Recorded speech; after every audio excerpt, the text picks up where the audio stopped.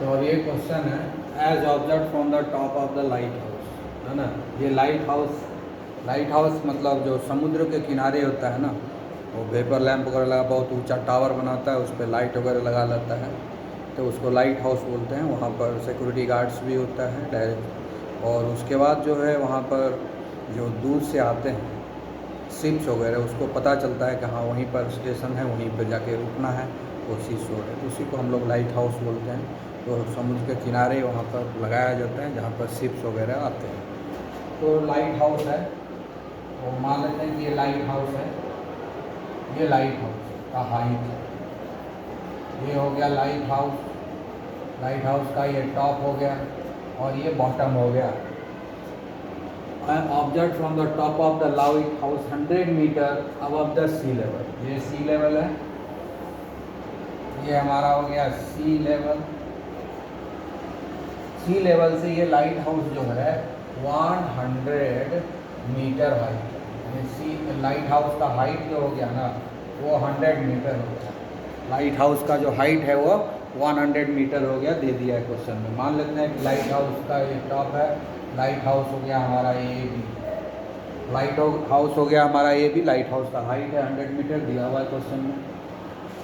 अब कहता है कि as observe from the top of the lighthouse के टॉप से, यहाँ से हम ऑब्जर्व कर रहे हैं, ये सी है, तो इसमें जो है शिप सेल कर रहा है, इसमें शिप का मूवमेंट हो रहा है, और वो शिप जो है किधर आ रहा है, सेलिंग डायरेक्टली टुवर्ड्स इट, मतलब वो लाइट हाउस के तरफ ही जा रहा है। शिप जो है किधर जा रहा है, लाइट हाउस के तरफ जा रहा है।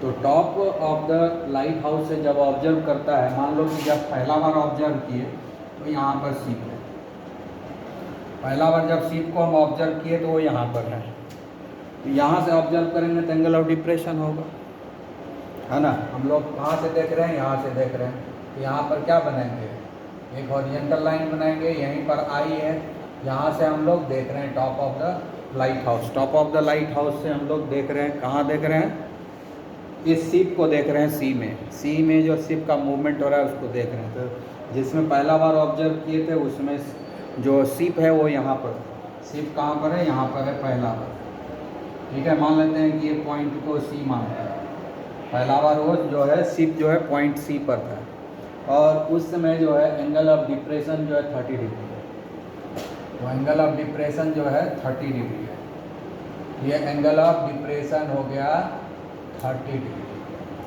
एंगल ऑफ डिप्रेशन हो गया 30 डिग्री, ठीक है। जब इनिशियली हम पहला बार देखे लाइट हाउस के टॉप से, तो उसमें जो है हो गया,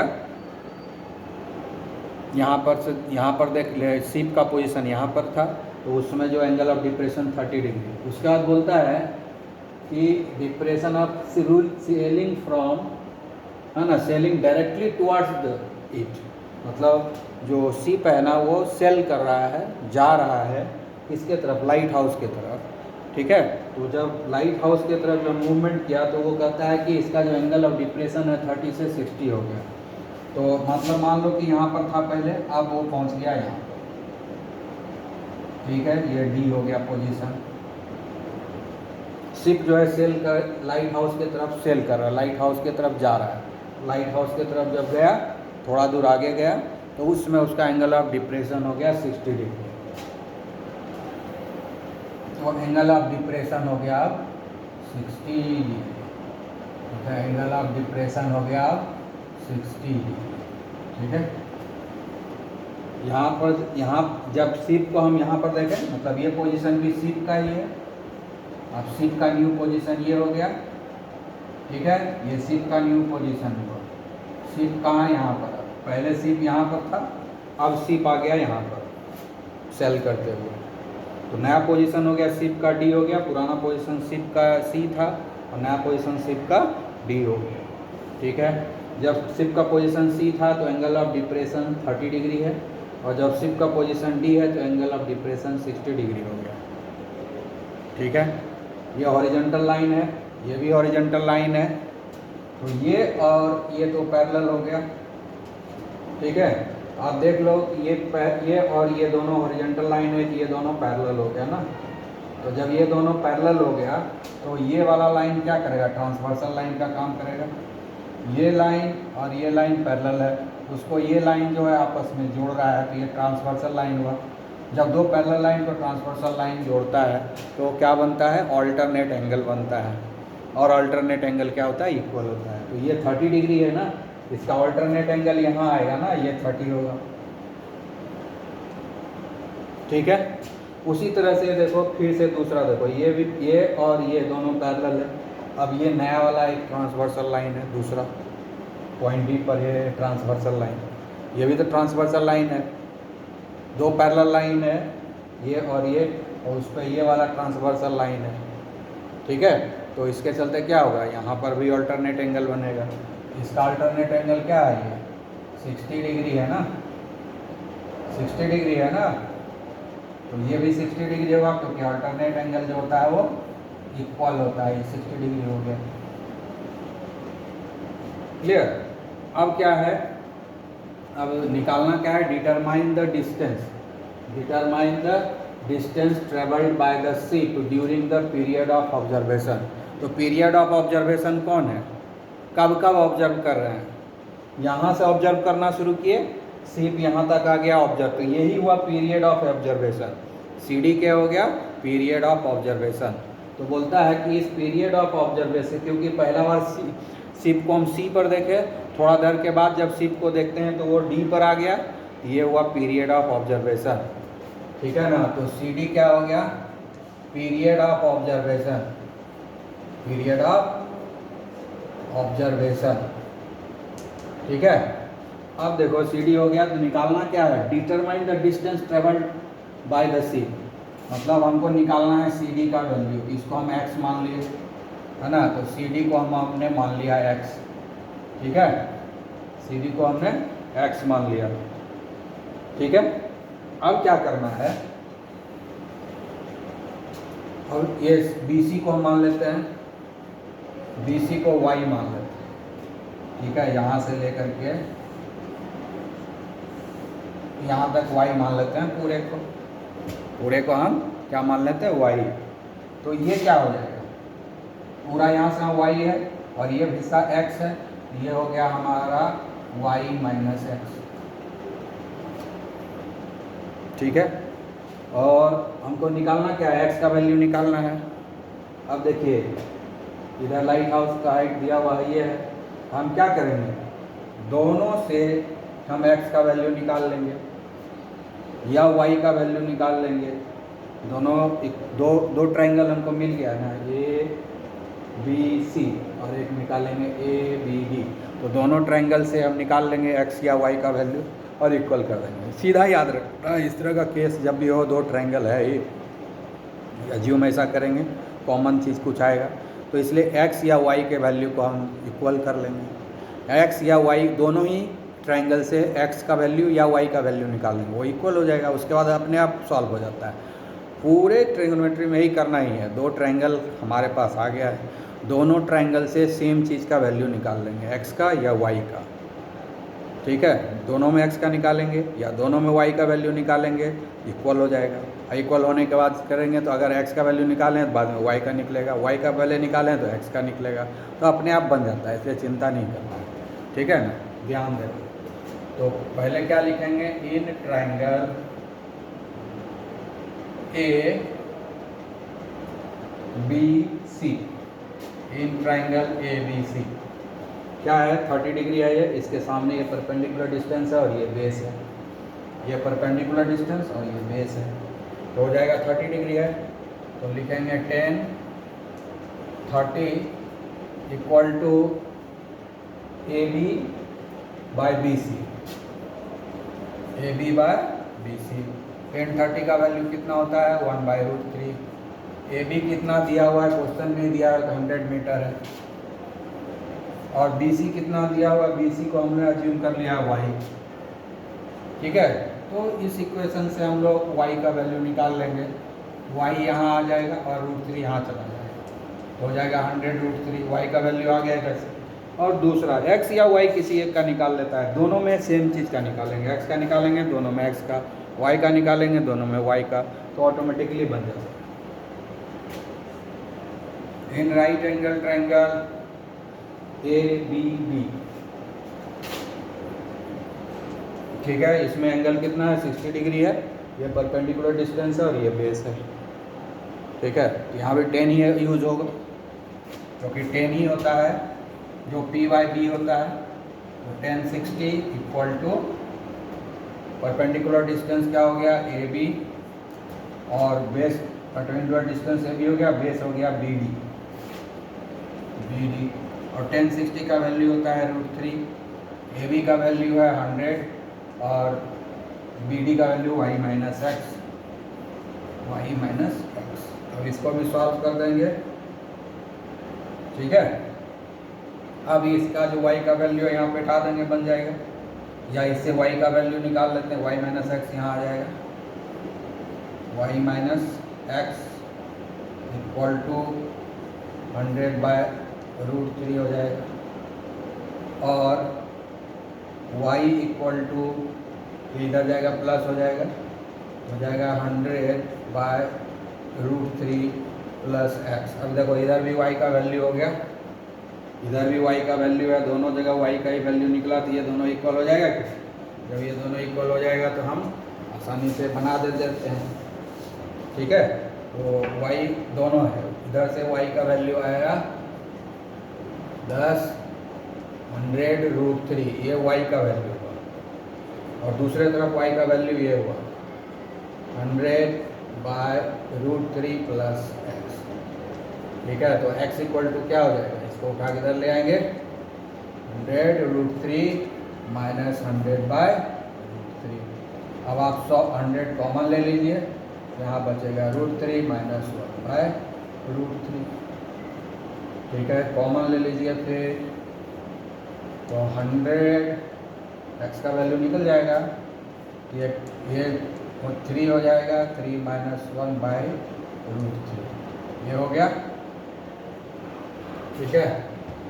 जगह की कमी हो रही है ना, चलो ठीक है, हम इसका कैलकुलेशन और यहाँ पर किसी तरह से कर देते हैं। x इक्वल टू 100 इंटू 2/√3 हो जाएगा, ठीक है, 2/√3 हो जाएगा।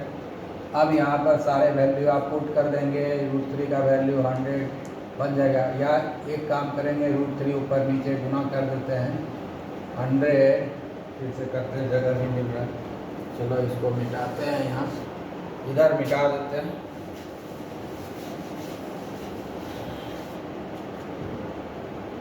तो x इक्वल टू 100 इंटू 2/√3 होगा, 2/√3 हो जाएगा 100 इंटू 2√3 से ऊपर नीचे गुना कर देंगे, √3 इंटू √3 हो जाएगा 100 इंटू 2√3/3, ठीक है। अब ये सारे वैल्यू पुट करेंगे, 3 से डिवाइड कर देंगे, हमारा आंसर आ जाएगा, तो हो जाएगा 100 इंटू 2 क्या हो जाएगा, 200 इंटू 1.732/3। इसको जब कैलकुलेट करेंगे तो हमारा आंसर आ जाएगा, ठीक है, 346.4 जाएगा, 346.4/3। अब इसको जब हम लोग डिवाइड करेंगे तो ये आ जाएगा 115.46, यही आपका आंसर हो गया ना, यही आंसर हो गया, this is your answer. X आपने किसको माना, यही ना, वही तो निकालना था ना, यही निकालना था CD, यही आपका आंसर है, एक्स का वैल्यू निकला, यही निकालना था। Distance travel by the ship during the period, क्या मान लिए हम लोग, एक्स मान लिए है ना, यही है ना, तो एक्स का ही वैल्यू निकालना था, एक्स का वैल्यू निकल गया, यही आपका आंसर हो गया, ओके। तो अभी हम लोग बना रहे हैं, क्या है, from a point on the bridge across a river, ठीक है।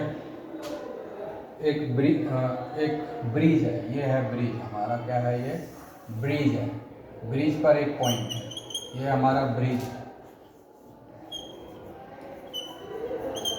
ये ब्रिज है, ब्रिज क्या बना हुआ है, रिवर के ऊपर बना हुआ है ना। ये रिवर है, ये रिवर का चौड़ाई है, ये रिवर रिवर रिवर का क्या दिखा रहे हैं हम लोग, ब्रिज। रिवर की चौड़ाई को हमने दिखाया, ये रिवर और ये ब्रिज, ठीक है। ये ब्रिज है, ये रिवर है। रिवर मतलब ऐसे जा रहा है ना, रिवर ऐसे जा रहा है और इस रिवर के ऊपर ये ब्रिज बना हुआ है। ये रिवर का विड्थ है, चौड़ाई है ना, विड्थ का चौड़ाई बता रहे हैं। और ब्रिज और रिवर के ऊपर जो है एक ब्रिज बना हुआ है, ये ब्रिज बना हुआ है। तो ब्रिज पर आदमी चला जाता है ना, ब्रिज के ऊपर चला गया, पुल के ऊपर चढ़ गया और पुल के ऊपर चढ़ के किसी एक पॉइंट पर वो खड़ा हो गया। मान लो कि ब्रिज यहाँ पर खड़ा हो गया, या मान लो यहाँ पर खड़ा हो गया, हम यही मान लेते हैं यहाँ पर खड़ा हो गया। इस पॉइंट पर वो आदमी खड़ा है, यहाँ से देख रहा है, यहाँ से देख रहा है ब्रिज का दोनों किनारे। ये भी एक ब्रिज का बैंक हुआ, ये भी ब्रिज का बैंक हुआ।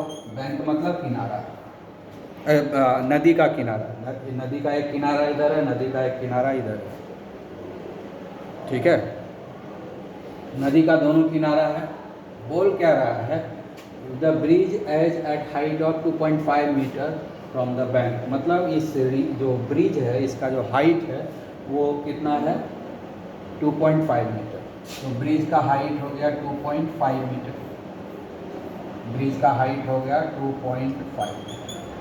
नदी के ऊपर जो नदी से ऊंचा बना हुआ है ना, नदी पर सटा के तो नहीं ना बनता है, नदी के पानी के ऊपर बनता है।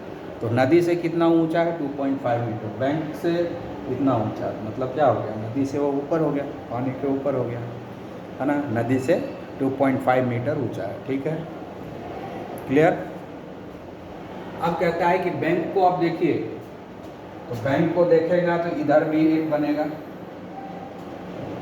और एक इधर बनेगा। यहाँ पर एंगल ऑफ डिप्रेशन एक बनेगा और एक एंगल ऑफ डिप्रेशन इधर बनेगा, ठीक है। इस तरफ देखा, ये दूर वाला है, दो है angle, 30 degree and 45 degree, 30 degree and 45 degree है। तो कौन किधर बनेगा ये देखना पड़ेगा भाई, हाँ। तो ये जो है दूर जा रहा है, तो ये जो है एंगल ऑफ डिप्रेशन ये 30 डिग्री होगा, ये नज़दीक में है, ये एंगल ऑफ डिप्रेशन 45 डिग्री होगा, ठीक है। तो एक तरफ एंगल 45 डिग्री हो गया, दूसरे तरफ एंगल ऑफ डिप्रेशन, ये दोनों एंगल ऑफ डिप्रेशन है ना, ये एंगल ऑफ डिप्रेशन हो गया, ये हॉरिजेंटल लाइन हो गया, ये हॉरिजेंटल लाइन, ब्रिज ही हो गया हमारा हॉरिजेंटल लाइन, ब्रिज पर से ही देख रहे हैं। तो ब्रिज हो गया हमारा हॉरिजेंटल लाइन, ब्रिज से हम देख रहे हैं नदी के एक दोनों किनारे को। नदी का एक किनारा ये है, नदी का दूसरा किनारा ये है। तो नदी के एक किनारा को देखते हैं तो 45 डिग्री का एंगल ऑफ डिप्रेशन आ रहा है, नदी के दूसरे किनारा को देखते हैं तो एंगल ऑफ डिप्रेशन 30 डिग्री आ रहा है, और ब्रिज का जो हाइट है रिवर से वो 2.5 मीटर है, ठीक है, क्लियर। अब ब्रिज के जिस पॉइंट से हम देख रहे हैं ना, उस पॉइंट को हम ए मान लेते हैं, उस पॉइंट को हम ए मान लेते हैं, ठीक है। यहाँ पर आई है, चलो। नदी के किनारे को हम बी मान लेते हैं, नदी के दूसरे किनारे को हम सी मान लेते हैं, और जिस पॉइंट से हम ब्रिज का हाइट देख रहे हैं उसको हम डी मान लेते हैं, ठीक है। अब तो कुछ नहीं दिया हुआ, इतना ही दिया हुआ है। अब देखिए, अब ध्यान से देखने वाली बात है, ये और ये भी हॉरिजेंटल लाइन है, ये भी हॉरिजेंटल लाइन है, ये और ये हॉरिजेंटल लाइन है ना। तो ये और ये पैरेलल हुआ कि नहीं, हॉरिजेंटल लाइन सब पैरेलल होता है, ये दोनों पैरेलल हो गया, ये ट्रांसवर्सल लाइन हो गया, है ना। दो पैरेलल लाइन को जब एक ट्रांसवर्सल लाइन टच करता है तो ऑल्टरनेट एंगल बनता है, और वो ऑल्टरनेट एंगल इक्वल होता है। इसलिए ये जब 45 है तो ये भी 45 होगा, ठीक है। उसी तरह से देखिए, ये लाइन और ये लाइन क्या है, हॉरिजेंटल है, ये और ये पैरेलल होगा, तो ये कौन सा काम करेगा, ट्रांसवर्सल लाइन का काम करेगा। दो पैरेलल लाइन को अगर ट्रांसवर्सल लाइन टच करता है तो क्या बनता है, ऑल्टरनेट एंगल बनता है, और वो ऑल्टरनेट एंगल में रिलेशन क्या होता है, इक्वल होता है।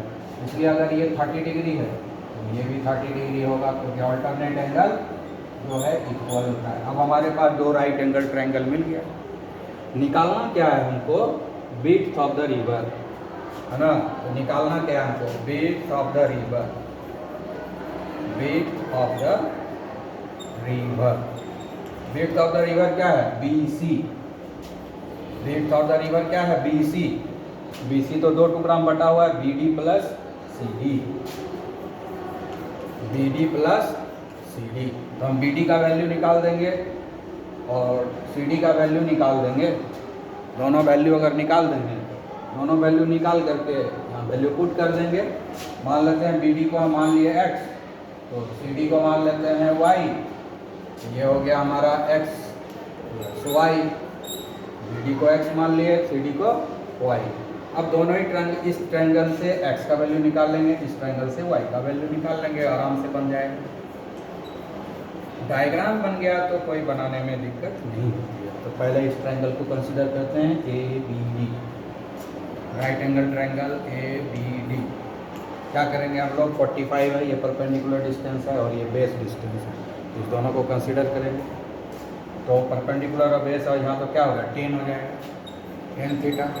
ये हो गया 1045 equal to AD by BD, AD by BD। 1045 कितना होता है, 1 होता है। AD कितना है, 2.5। BD हमने कितना मान लिया है, x। ठीक है, तो इस तरह से क्या हो गया, x यहाँ गुना हो जाएगा, x इक्वल टू 2.5 हो गया। तो x का वैल्यू निकल गया भाई, और y का वैल्यू निकाल लो इससे। In right angle triangle ADC या ACD, यहाँ ये 30 डिग्री है, इसका परपेंडिकुलर हाइट ये हुआ और बेस ये हुआ, यहाँ भी 10 थीटा ही अप्लाई होगा। 10 30 परपेंडिकुलर डिस्टेंस इसका कौन है, AD। अब बेस कौन हो गया भाई, CD। 10 30 का वैल्यू क्या होता है, 1/√3। AD कितना है, 2.5 और CD कितना है, y हमने मान लिया है। तो y यहाँ आएगा, √3 यहाँ गुना हो जाएगा, y इक्वल टू क्या हो जाएगा, 2.5√3। ठीक है, अब x और y दोनों मिल गया, तो निकाल लो BC। तो BC इक्वल टू क्या निकला, BC equal to x plus y होता है। x का वैल्यू कितना है, 2.5, y का वैल्यू कितना है, 2.5√3। तो 2.5 कॉमन ले लेंगे, 1 प्लस √3 आएगा, हो जाएगा 2.5, 1 प्लस 1.732, तो हो जाएगा 2.5 इंटू 2.732।